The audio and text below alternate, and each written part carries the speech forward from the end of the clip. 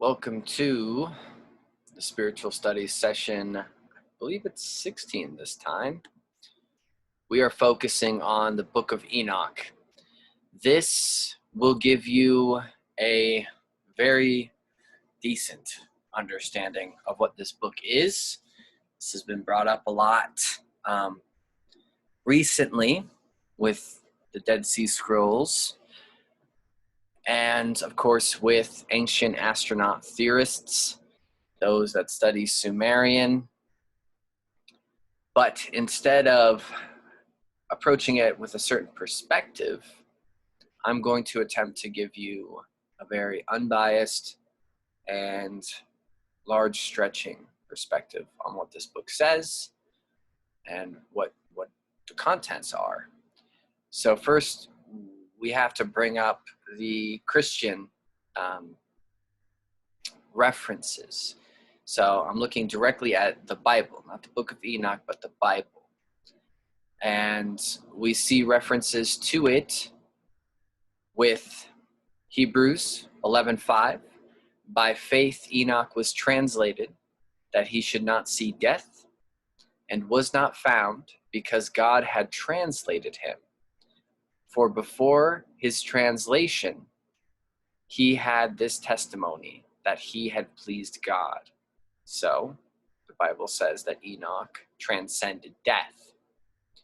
In Jude 1:14, it says, and Enoch also, the seventh from Adam, prophesied of these, saying, Behold, the Lord cometh with 10,000 of his saints. This is a direct reference to the Book of Enoch, by the way. Jude directly quotes the Book of Enoch in the Bible. In Genesis 5:22, we see, and Enoch walked with God after he begat Methuselah 300 years, and begat sons and daughters. And then finally, the last quote from the Bible mentioning him, well, there's several more, but these are the ones I picked. Genesis 5:24, and Enoch walked with God, and he was not, for God took him.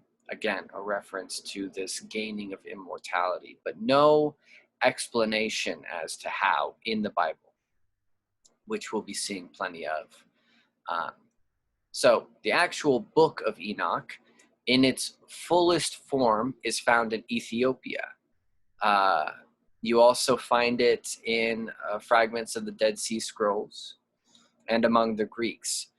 It, by many denominations of Christianity, is considered pseudepigraphica, which means it falsely claims authorship by a biblical author. They call this false. It also could be considered apocryphal, which means of doubtful authenticity. So in this way, it goes into a number of books, like the Gospel of Thomas, non-canonical. Many Christian denominations consider this to be a collection of writings gathered from multiple authors. And what they point to say that this book is not good is they quote the Bible. Luke 24:44. He said to them, this is Jesus talking, allegedly. This is what I told you while I was still with you. Everything must be fulfilled that was written about me in the law of Moses, the prophets, and the Psalms. So allegedly, Jesus is saying these are the things that you should pay attention to. And mind you, we're not going to entertain the idea that some changes could be made to the Bible, or a quote could be made to say what Jesus said, but isn't actually. But this is my own skepticism.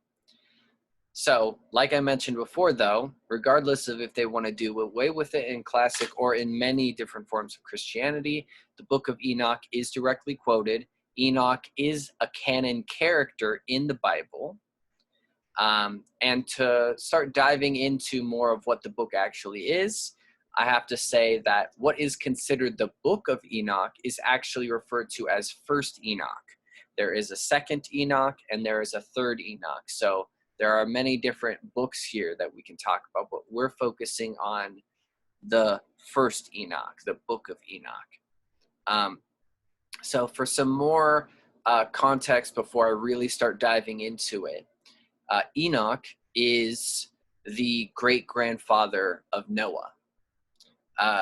This book details the origins of demons as fallen angels, the origins of giants, which are the Nephilim, and explains why the Genesis flood was a moral necessity.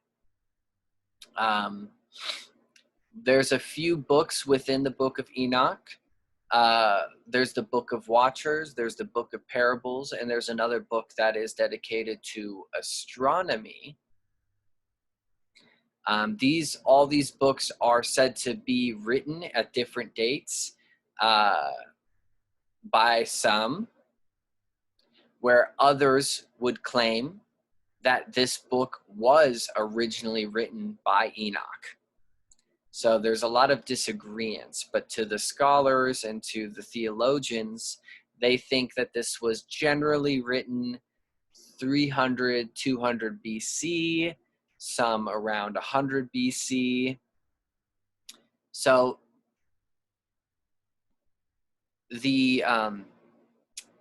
this is held as canon. The Book of Enoch is held as canon by Ethiopian Jews. They call it the Beta Israel. You have the Ethiopian Orthodox Church considers it canon. The Eritrean Orthodox, they call it Tawahedo Church, considers it canon. So there are offshoots that consider the Book of Enoch a part of their religious faith. But as I mentioned, there's a lot of disagreements here. Other Christian groups consider it non-canonical, but inspired. And then others consider it non-canonical and heretical and non-inspired. So there's this is a contention among Christianity in various ways. So as I mentioned somewhat in the beginning, there's also disagreements as to what the original source was. Some say the original source was Aramaic. Some say that it was Hebrew. However, if you say that it was actually written by Enoch, then it is an antediluvian language, of which has been translated many times over and over again until it's reached Greek, Hebrew, Aramaic.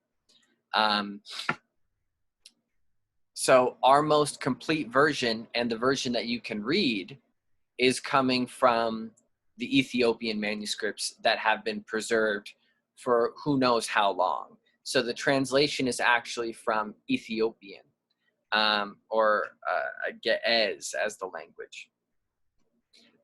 It was originally translated into English by a guy named James Bruce in the late 18th century, or actually in the 19th century, technically. So let's start getting into what this book actually says. There's the kind of context. Now we can be aware of its information. Now, what about the content? So first, I have to talk about what is referred to as the Watchers. So this is what gets the ancient astronaut theorists up right away, right? The Watchers, what does that mean? However, we don't have to just point to the Book of Enoch to see this verbiage. We also see it in the Book of Daniel. Daniel describes it in 4:13. It says, I saw the visions of my head as I lay in bed, and behold, a watcher, a holy one, came down from heaven.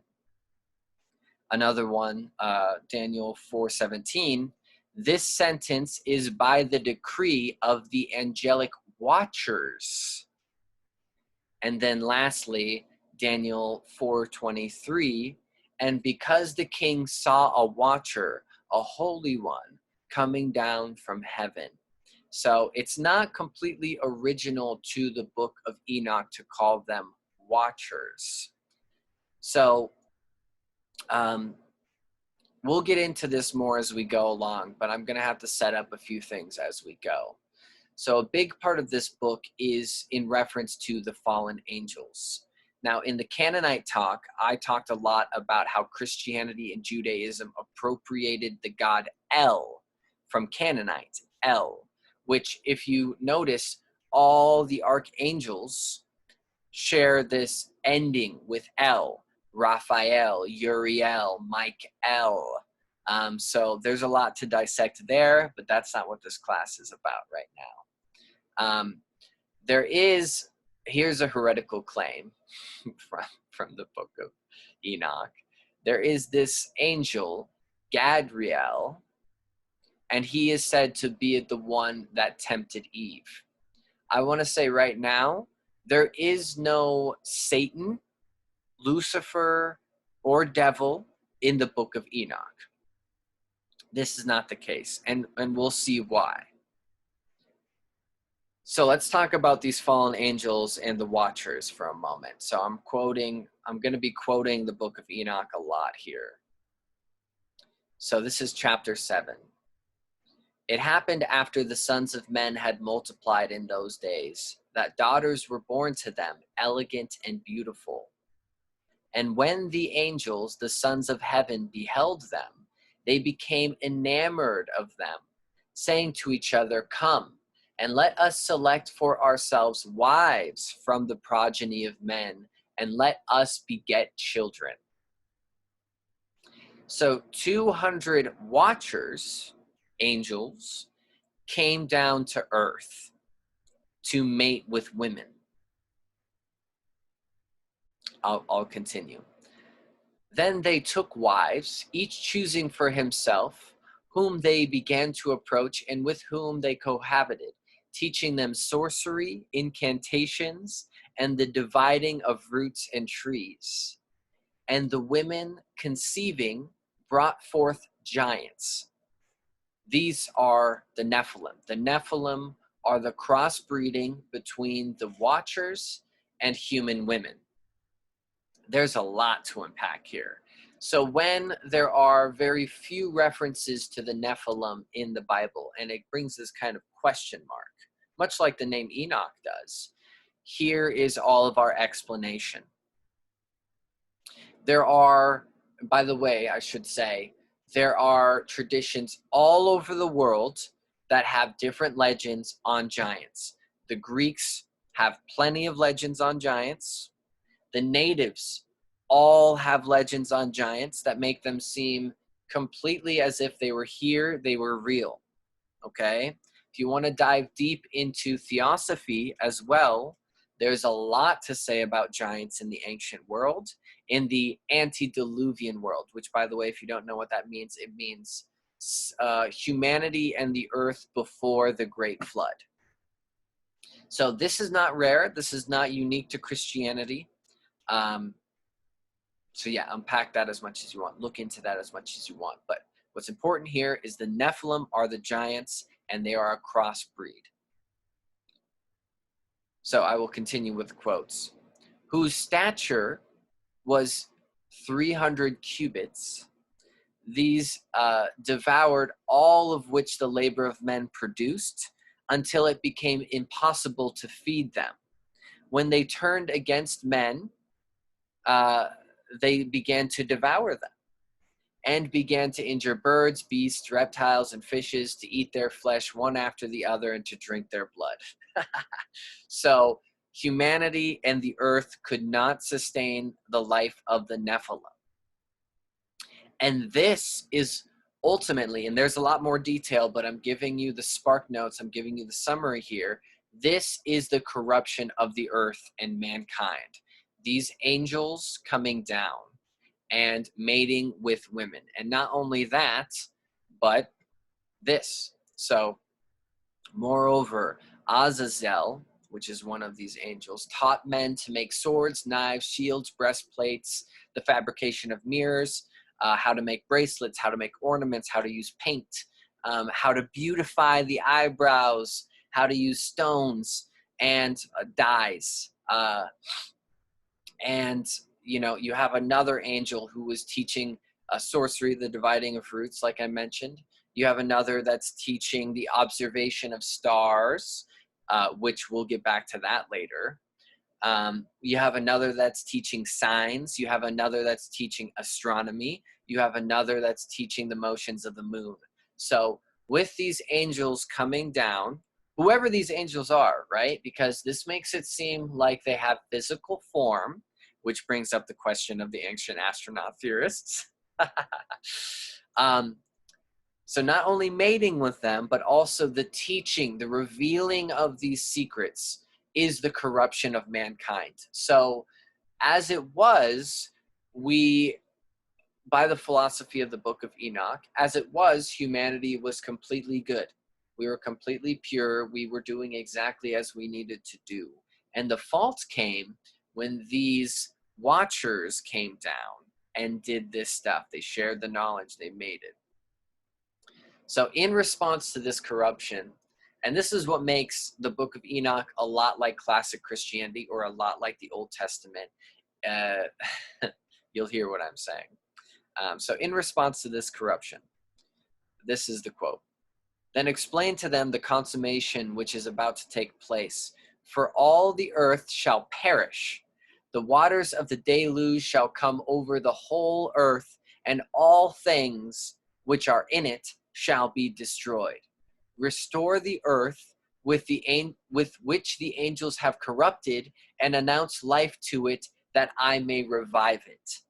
So a lot of this text is God damning these fallen angels. So lamentations, lamentations, lamentations. That is that same type of tone that we're used to. But here it is already. So with what the fallen angels have done, that is why the flood happened. That is as it's explained in the Book of Enoch. Another, as we'll go on, that on the earth they shall never obtain peace and remission of sin, for they shall not rejoice in their offspring. They shall behold the slaughter of their beloved, shall lament for the destruction of their sons, and shall perish forever, but shall not obtain mercy and peace. So this is a big, big no-no. All right. What's interesting here is that angels are capable of sin. And as a matter of fact, they are the ones introducing sin. Curious, huh? That's a different twist on the whole story. Again, as the angel that tempted Eve, and again, as the angels that came to earth and corrupted it as it was. And now to the watchers who have sent thee to pray for them, who in the beginning were in heaven. Say, in heaven have you been? Secret things, however, have not manifested to you, yet you have known a reprobated mystery. So this is basically saying that knowledge is a sickness, that revealing these things has corrupted mankind. Revealing these secrets has corrupted mankind. And to this you have related to women in the hardness of your hearts, and by that mystery have women and mankind multiplied evils upon the earth. So very different perspective that we got here. So let's focus a little bit more on the giants, okay? Ooh. So this is what God says on the giants. And mind you, this is all being recited to Enoch. Enoch is listening in on all this. He is the messenger of all this. That's why the book was written. Whenceforth that you have forsaken the lofty and holy heaven which endures forever, and lain with women, have defiled yourselves with the daughters of men, have taken to yourselves wives, have acted like the sons of the earth. You, being spiritual, holy, and possessing a life which is eternal, have polluted yourself with women. Interesting. Have begotten in carnal blood, in body, and have lusted in the blood of men, and have done as those who are flesh and blood do. Therefore, I have given men these wives, that they might cohabit with them, and their sons might be born of them, and that this might be transacted upon the earth. But you from the beginning were made spiritual, so of a different substance, possessing a life which is eternal and not subject to death. Interesting. Therefore, I have not made wives for you, because being spiritual, you are dwelling in heaven. So spiritual entities do not need to, being that they are eternal, they do not need to multiply. Now the giants who have been born of spirit and flesh shall be called upon the earth evil spirits, and on the earth shall be their habitation. Evil spirits shall proceed from their flesh, because they were created from above, and from the holy watchers was their beginning and primary foundation. Evil spirits shall be they upon the earth. The spirits of the wicked shall be they called. Their habitation of the spirits of heaven shall be in heaven, but upon the earth shall be the habitation of terrestrial spirits. Basically, that they are wrong. They should not exist. They should be destroyed. The spirits of the giants shall be like clouds, which shall oppress, corrupt, fall, contend, and be a bruise upon the earth. Notice that God is damning the communion between gods and man. And this is interesting and unique, because in Greek, you have demigods. In many other pagan pantheons, you have demigods. All the time, you have these different myths of kind of hybrids. In Sumerian, you see this too. You could... Gilgamesh, the earliest book, right, was a demigod, was the communion between a god and a woman. Excuse me. So for the Book of Enoch to be doing this is an interesting cultural move. It's something very different than the history that's being inherited from all other areas of the earth. So that should be noted. Another interesting thing about how this book goes on is that it doesn't say hell. What it says is Sheol. And this is more of a Jewish reference. So Sheol is not only a place for evil humans, but it's a place for these evil fallen angels, these evil watchers. And it's understood in Judaism and in the Book of Enoch as a place of darkness, of which the dead go. Sheol can be kind of directly translated to Hades. The two are kind of analogous, so we're taking Greek inspiration here too. Sheol is a permanent place of the dead. And then Sheol is also considered to be a home of the dead and the wicked for a certain amount of time, whereas paradise, or in Greek, the Elysian fields, would be a home for the righteous.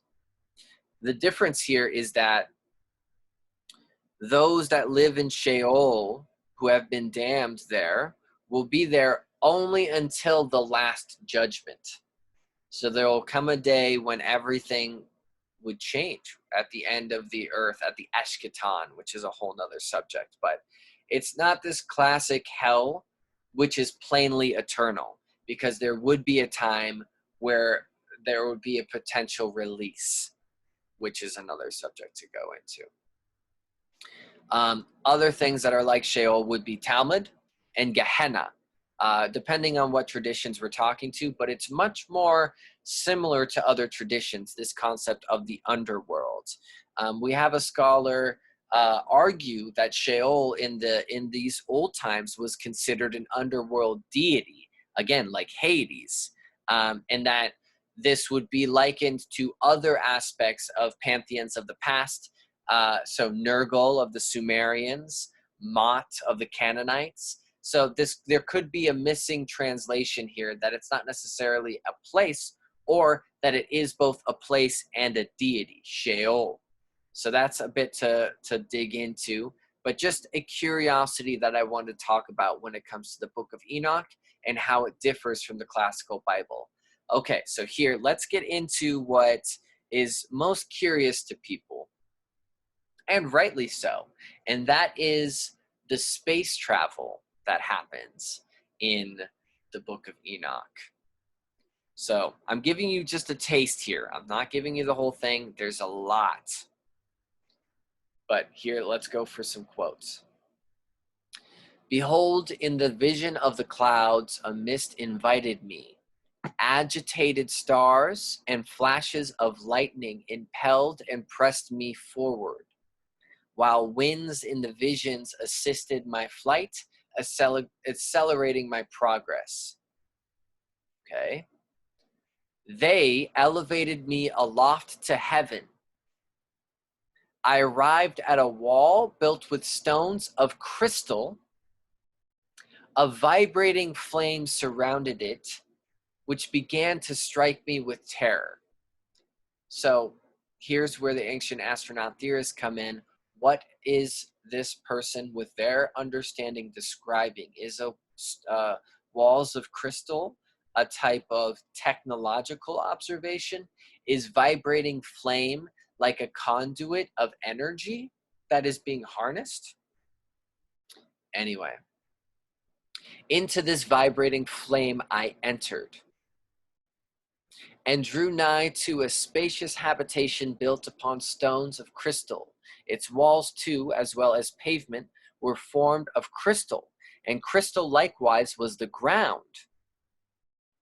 And mind you, this is an old book, so just breathe this in. Its roof had the appearance of agitated stars and flashes of lightning, and among them were cherubim of fire and stormy sky. Curious. A flame burned around its walls, and its portal blazed with fire. And when I entered into this dwelling, it was hot as fire and as cold as ice. No trace of delight or of life was there. Terror overwhelmed me. Ooh. And behold, there was another habitation more spacious than the former, every entrance to which was opened before me. Again, a vibrating flame, whatever that means. So greatly did it excel in all points, expansion, and in glory, and in magnificence, and in magnitude, that it was impossible for you to describe either the splendor or the extent of it. So this is boundary dissolving stuff. This is an insane experience. Maybe kind of DMT-ish.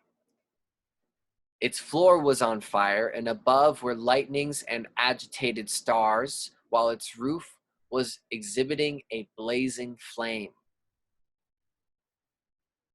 the appearance of which was like that of frost, while its circumference resembled the orb of a brilliant sun. And there was the voice of the cherubim. From underneath the mighty throne of rivers of flaming fire issued. To look upon it was impossible. So all of this, let me dissect this a little bit instead of continuing to quote. All of this is a very unspeakable, ineffable experience. This is the experience that Enoch is allegedly having as he's being pulled into the heavens. Do we want to take that literally? Do we want to take that figuratively? And this is where, at this point, where Enoch would meet God upon the throne. And mind you, God, much like in the Gnostic sense or in the Kabbalistic sense, is ineffable, unseeable. You can't look at him because of all of what's going on. This isn't necessarily Christian, because in Christianity, in the canonical Bible, he's more anthropomorphized. He's more made human-ish. Whereas here, he's just like what I was describing, where it is completely unperceivable. And I say this is more Kabbalistic and more Gnostic because they made that point very, very poignant in their writings. Now, here's a curious part. It's not a long quote, but I saw the treasures of the winds, and I saw with them that he had adorned all creation and the foundations of the earth. I saw the winds that rotate and drive through the orbits of the sun and the stars in their rooms. I saw that the winds extend to the veil of heaven, and how they have a place between the heaven and the earth, and they are the columns of heaven. So let me dissect this for you.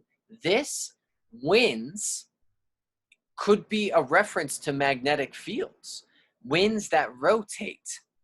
Okay, in this way, people have pointed to this as a potential reference to magnetic or auric fields that surround the Earth, and also references to solar flares that pass between the sun and the Earth, and that he would describe these things as winds. So, by how we can interpret this, Enoch is experiencing an exterior perspective of the Earth, i.e., space travel. So earlier we can interpret that he was on a ship, and that's what was made all of crystal. And this is where ancient astronaut theorists jump in, right? And then here it's very plain and much more literal for us to see that perhaps this is a speaking of an exterior perspective of the Earth, and that maybe, just maybe, modern astronauts were not the first one to witness the exterior of the Earth. Okay. Now, to kind of bring this point forward, instead of space travel, we also see several allusions to Earth travel, like traveling around the Earth through the sky. They raised me up into a certain place where there was the appearance of burning flame, and when they pleased, they assumed the likeness of men. Okay, so the appearance of the burning flame in a place, so this could be a type of propeller, and saying that these watchers, these angels, can assume the likeness of men. Shape-shifting, maybe. They carried me to a lofty spot, to a mountain, to the top of which they revealed, or they reached toward heaven. So in the air, the heaven, or the mountain reaches the heavens. And I beheld the receptacles of light and of thunder at their extremities of the place. So he can see the tops of clouds, and he can see how lightning is forming in those clouds. There was a bow of fire and arrows in their quiver, a sword of fire and every species of lightning. Okay, interesting. They elevated me to a babbling stream and to the fire in the west. Now listen to this. To a fire in the west, which received all of the setting of the sun. I came to a river of fire, which flowed like water. So he's seeing lava, and emptied itself into the great sea westwards. And then he describes how this forms an island. So he's getting like a planet Earth viewing. And this is the one that I find really curious. I saw every large river until I reached at the great darkness, and I went to where all the flesh migrates, and I beheld the mountains of gloom, which constitute the winter, the Arctic, and the place from which issues the water in every abyss, the ocean, the Mariana Trench. And I saw the mouths of all the rivers in the worlds and the mouths of the deep. So this goes on and on. This is just the part that I've selected out. Again, he describes many modern phenomena that we now know about, but in this ancient time, he should not have known of. So to change, and I will much later wrap this all up in a neater package, but I'm giving you the smorgasbord here, so hear me out. So now we're going to transition to talk about angels. So I'm not talking about the fallen ones. I'm talking about how the Book of Enoch tells you who these angels are by name. Not only lists the name of all the fallen angels, but also lists the name of all the angels that are still in power. So in classic Christianity, we get like 2 or 3 names of angels: Gabriel, Raphael, and Michael, right? But here, and I'm going to list them quickly, not only who they are, but what they do. So these are the watchers of the present, okay? These are the ones that are the watchers now, not the fallen ones. Uriel, who is the angel who presides over clamor and terror. Raphael, who presides over the spirits of men, Ragiel, who inflicts punishments on the world and the luminaries for their evils, Michael, who presides over human virtue and commands the nations. No wonder he's very important.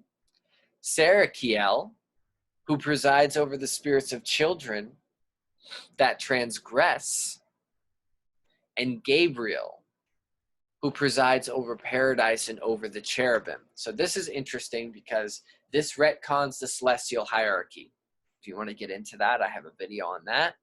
But it said in the celestial hierarchy, as it was formed from Christianity, Pseudo-Dionysius the Areopagite, and from Thomas Aquinas, to say that the cherubim were one of the highest on the celestial hierarchy, and archangels were near the bottom on the celestial hierarchy. So here, the Book of Enoch disagrees and says that the archangels have rulership over the cherubim. I didn't find any references to seraphim in this, so that's a whole nother topic. So, Enoch is shown a place where all the fallen angels will be damned for eternity, and then he is also shown places where the souls of the dead will be delighted for eternity. And then he is shown the sun. Okay, so listen to this. This is very important in my mind. This is a big difference in Christianity too. Where I beheld a fire blazing and running along without cessation, which intermitted in its course neither by day nor by night. So he's saying the sun goes on always. Ancient myths would say that the sun goes away and then it comes back, right? But he's saying it always goes, continues always the same, as is quoted. And I inquired and said, what is this which never ceases? And then Ragiel, one of the angels there, says, this blazing fire which thou beholdest running towards the west, sun, is that of all the luminaries of heaven. So, okay, the luminaries are stars. So in the Book of Enoch, he's saying the sun is a star. And this, you might think, hey, Connor, why are you making such a big deal out of this? The church killed Giordano Bruno for saying that the sun was a star in like the 1600s. They claimed geocentrism for years and years and years. And this is the Book of Enoch, right? And it's saying the sun is a star. All the stars out there are no different than our sun. We are one of many other things. And here in the Book of Enoch, before Christianity, before all this time, is already knowing this idea. So that's humbling. So interestingly enough, too, here's another thing that I find fascinating. Enoch is brought to the tree of life, I think. So let's discern for ourselves. Here's the quote. The sweet odor shall enter into their bones, the odor of the tree. And this is interesting because in Islam, this is what happens to somebody who, when they're going to heaven, an angel comes and inserts an odor, or what they call a perfume, into you so that you can become a part of heaven. Okay, so this quote doesn't only have fascination for the Book of Enoch, for Christianity, but also bleeds over into Islam as well. But let me continue. And they shall live long life on earth as they have where their forefathers have lived. Forefathers lived like 900 years. Neither in their days shall sorrow, distress, trouble, and punishment afflict them. So the tree of life gives them life. The odor of this tree gives them life. Interesting. And I bless the Lord of glory, the everlasting King, that he has prepared this tree for the saints, formed it, and declared that he would give it to them. So this tree of life is given to the righteous and the worthy. And allegedly, this is on the earth. Just a curiosity. But another one that seems a little bit more direct, a little bit more pertinent, is when he's brought to the tree of knowledge. So, they say, the tree of knowledge also was there, of which if anyone eats, he becomes endowed with great wisdom. Then holy Raphael, an angel who was with me, said, "This is the tree of knowledge of which thy ancient father and thy aged mother ate, who were before thee, and who, obtaining knowledge, their eyes being opened and knowing themselves to be naked, were expelled from the garden." So, this is different. Notice here, there is no blame placed on Adam and Eve. What it says is those who eat from the tree gain knowledge. Okay, that's it. So there's a difference. This is retconning Christianity, okay? So, with this considered, we can now finally get to the question that starts to wrap all these things up. Why isn't the Book of Enoch a part of the Bible? So in this book, Enoch is the Messiah. Enoch is brought through space. Enoch is brought around the whole earth through a spaceship, through mystical means, who knows? And Enoch is not only speaking directly with God, he's speaking with all the angels. They are revealing all this knowledge to him. And in this way, you would almost assume that this is a sort of thing that Jesus would have gone through in those missing years between what we're told about his birth in the Bible and all of a sudden when he shows up when he's 28 or 33. So Enoch is a Messiah. It's not to say that if you entertain the Book of Enoch that he is the only Messiah. This doesn't directly conflict with Jesus being a Messiah. It's just to say that Enoch was real, like the real deal, the real deal. And later on in the book, he's so important because you're seeing how he's revealing, and again, he's the great grandfather of Noah. He reveals all this knowledge to Noah. That's how Noah knows what's going on, is that Enoch tells him everything from what he's been told. Another reason why maybe this isn't included in the Bible, Enoch's journey, all of this that I've mentioned, has a lot of similarities to the chapter of Ezekiel, which we went through in our other talk on Ezekiel and the celestial hierarchy. There are some differences here, though.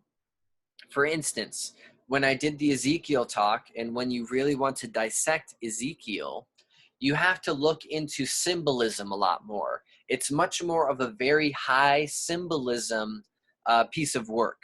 So there's a lot to dissect for those with very arcane knowledge, those with very esoteric knowledge, whereas the Book of Enoch is much more literal. These travels that he's going through aren't drenched in symbolism. It's drenched in what you could interpret as more literalism, or it seems much more literal. So there are some differences, but that's another way that you could say, hey, shoo away Book of Enoch, because Ezekiel already did that. We've already got Ezekiel, right?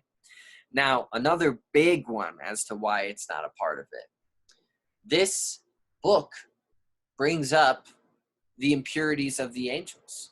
So it is mentioned that Lucifer in the Bible, which again is not mentioned in the Book of Enoch at all, but that Lucifer is a fallen angel, but it doesn't really discuss that much. Whereas the Book of Enoch extensively describes the sins of the angels and how they will suffer because of it. And this puts the fault on angelic beings. So in this way, you would be, that angels have free will would be an implication of this. This doesn't necessarily sit well with Christianity. Also, it's giving more context as to how angels are and how they behave and all their names. So this is putting more of a focus on them and what they do, which we're going to talk about more. Basically, what I mean by this is that the fault of evil on the earth is not put onto man. The fault of eating the fruit on the tree is not a fault. the temptation was made by the angel, the fallen angel. And in this way, all the horror and corruption that was formed before the flood was because of what the angels did, not by what man did. So this is why the Book of Enoch is much more Gnostic, because in Gnosticism, which is a very big eventual enemy to Christianity, humanity and mankind is not at fault for evil in the world. We are a victim for evil in the world. That doesn't mean that we are powerless. It just makes the priorities different. And a big thing of Christianity is that you need to feel guilty. It's your fault. Or it's everybody else's fault and I know what's up, so I'm the good one and everybody else is at fault. That's a big, big flavor of Christianity, whether you like it or not. So saying that the fault of evil is not man's fault is a big no-no. So that's a big thing that sends the Book of Enoch away from being canonized, okay? So this book is generally more likened to, as I kind of mentioned, Gnostic traditions and early Jewish traditions, even though, just like in Christianity, not all Jewish traditions consider the Book of Enoch canon. So this is somewhere in the middle between Jewish, Gnostic, and Christianity. It's this weird kind of gray area, okay? Now, another reason why the Book of Enoch is not part of the Bible is the giant astrological section. It's huge. And I'm just going to give you a taste of this, okay? I wrote down, okay. Then I saw another progress and regulation of which he affected onto the law of the moon. He's talking about Uriel. The progress of the moons and everything related to them, their stations, and I wrote down as he showed them to me. I wrote down their months as they occur, the appearance of their light, and until it's completed in 15 days. And in each of the 2 7 portions, it completes all of its light at rising and at setting. On stated months, it changes its settings, and on slated months, it makes its progress through each gate. In 2 gates of the moon sets with the sun. In those 2 gates, which are in the midst, in the 3rd and 4th gate. From the 3rd gate, it goes to the 4th from 7 days and makes its circuit. Okay, I know this doesn't sound very relatable, but not only the moon, but the sun and all the signs and the luminaries and the constellations are described in this way. And if I wasn't tasked with focusing on spiritualism and describing different religions, spiritualities in the ancient world and in the modern, I would spend a lot of time trying to dissect the knowledge that is given in the Book of Enoch of astrological things. If somebody spent the time to really dig into what Enoch is saying here, I think that there would be more knowledge described in this book than I think even modern astronomers are knowing of. It's truly extensive and very curious, not only how elaborate it is, but how this book can be so elaborate on it. So I say this is a conflict with Christianity because Christianity has a very tenuous, faulty relationship with astrotheology. And again, I have a whole talk on that, astrology and Christianity, or astrology and religions. Many religions are based off of astrological worship, astrotheology.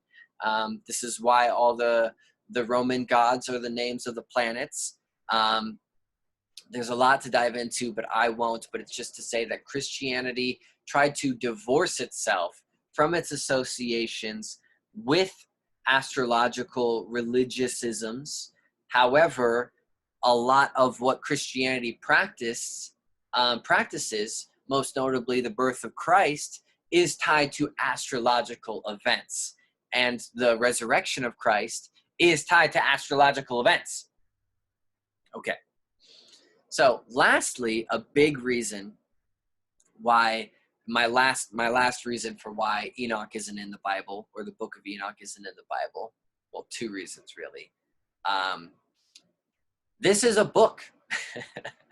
It is not a section.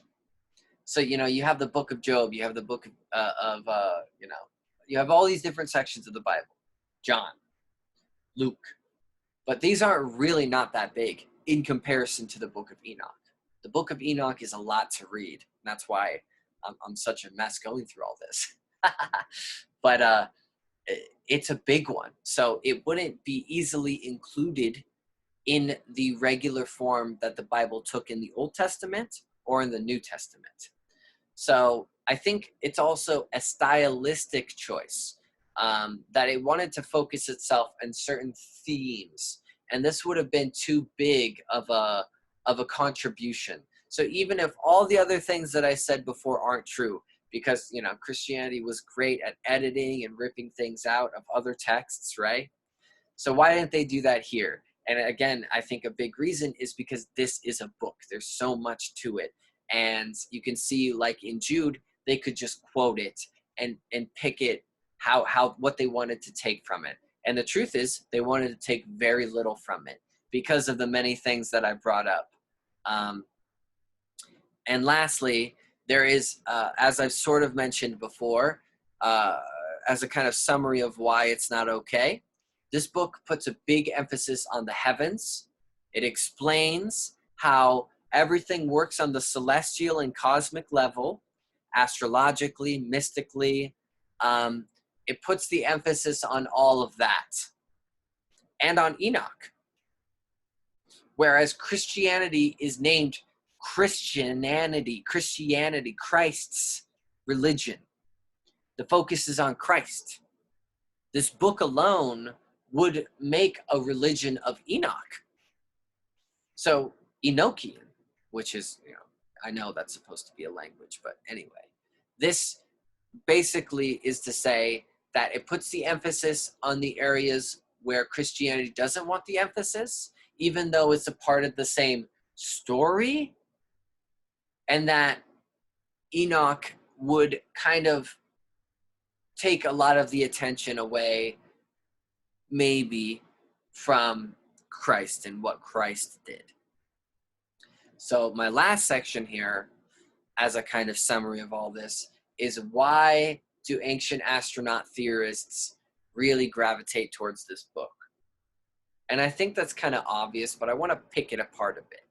So for one, the Book of Enoch knows so much about astrology, astronomy, all of this, how the sun works, how the earth works, all of this, the visions of the earth, the visions of the stars, the visions over the earth. How? With this level of detail, how does the Book of Enoch know this? So you have to, from our modern perspective, there is a bit of a leap to say this is extraterrestrial. That is a way of explaining how. I'm not saying it's true. I'm not saying it's not true. Also, what's up with the watchers? What's up with angels coming to the earth and mating with women? How? If angels are spiritual beings, they do not have a body, right? So in which case, maybe angels is misinterpreted here, and this is why, ancient astronaut theorists jump to it. Because it's to say that they have spaceships with crystal and vibrating flames, right? Energy conduits, that they're watching. They're called watchers, right? That they're out there watching. These are UFOs, right? UFOs aren't supposed to interact. They watch. So this really plays into the phenomena that's been experienced in ufology, which if you want to learn more about that, you can go to the talk on the New Age that I did. But with all the experiences of seeing extraterrestrials in the last century, apparently, and how that's played into the past, apparently, it's not a big leap to say that these angels, these watchers, would be interpreted as extraterrestrials. And where they get a lot of this digging into is that the Sumerians extensively talk about how the Anunnaki or the gods came down in their chariots and did mate with man. They ruled and they mated with women, I mean, and created people like Gilgamesh, kings. And this is how kings started, because of their royal bloodline, the bloodline of the angels or Anunnaki, or the bloodline of the Watchers, as it had been passed through man, which made them holy, celestial, spiritual, whatever. So with Enoch speaking of such ancient times, again, this is all happening antediluvian, before the flood. And this is where the Sumerian myths and all of this are talking about, and the Vedas. So it's not, they all are kind of in the same camp here. This is deep, deep history.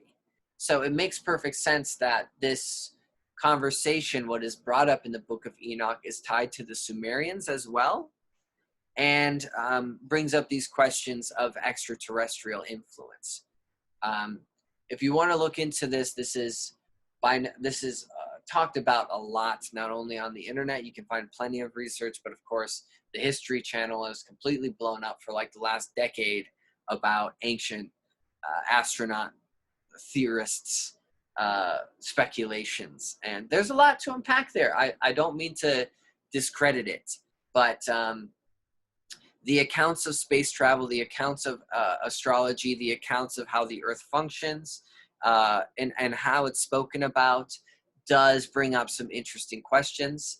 And how you answer those questions is either very mystically, non-literally, or literally, and you bring up the fact that it's aliens. So, as another kind of summary, when you're reading through the Bible, especially in the early part in Genesis, and you see these references of the Nephilim, you see these references of Enoch, you see these references of the fallen angels, where you're going to get your deep cut information on this topic is in the Book of Enoch. This is where the information is.